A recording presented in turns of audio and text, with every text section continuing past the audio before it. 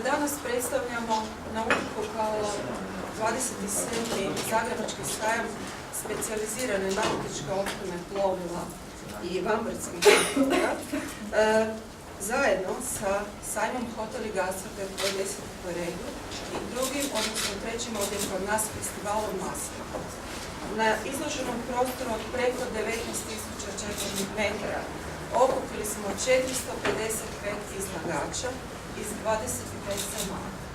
Zagrebački velesajem ovim brojkama bilježi rast 4% u izlagačkom dijelu u direktnom izlaganju, rast izložbenih površina više od 10% i između ostalog rast zemalja sudionica kojih ukupno u ovih 5 sajamskih dana će biti predstavljeno 25. Uz poseban naglasak na internacionalizaciju koju smo vratili u Zagreb, važno je istaći da sajmovi kao lakus papir pokazuju oporavak hrvatskog gospodarstva. To se najbolje očituje po povećanoj zakupljenoj površini po izlagaču.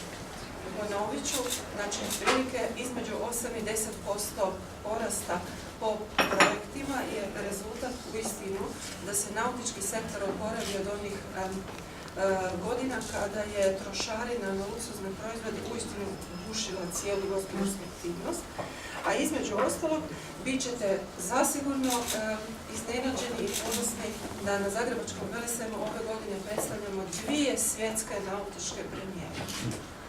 Pored 2 svjetske premijere radi se konkretno o Ranieriju Next i Grand G modelima koje izlaže Motonautika iz Slovenije, koje Zagreb nikad nije imao u ovako snažnoj postavi. Predstavljaju se i 24 hrvatske premijere plovila. Ako ikad, onda ove godine, uistinu kako je komuniciramo da je nautika najjači sajam nautički u ovom desetljeću, Zagrebački velesajam postaje prava marina u srcu grada.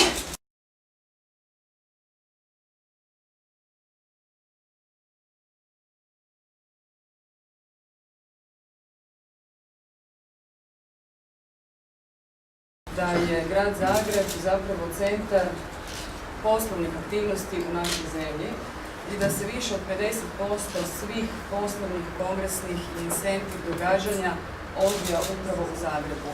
Neko bi rekao da je to Dubrovnik, Opatija ili nešto drugo, međutim ne. Što se tiče majsa i kongresnih aktivnosti, grad Zagreb je opet ovdje prvi.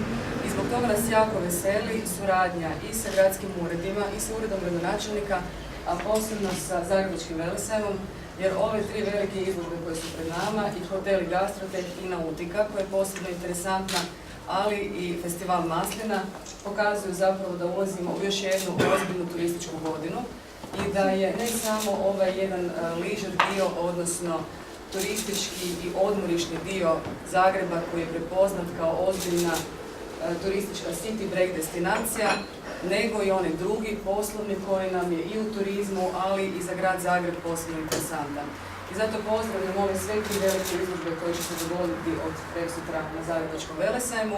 Pozivam sve da posjete i Nautiku, da kušaju sjajna hrvatska maslinova ulja i naravno da se dogodi puno poslovnih aktivnosti koji će još više unaprijediti turizam našeg glavnog grada i naše zemlje. Hvala vam lijepa.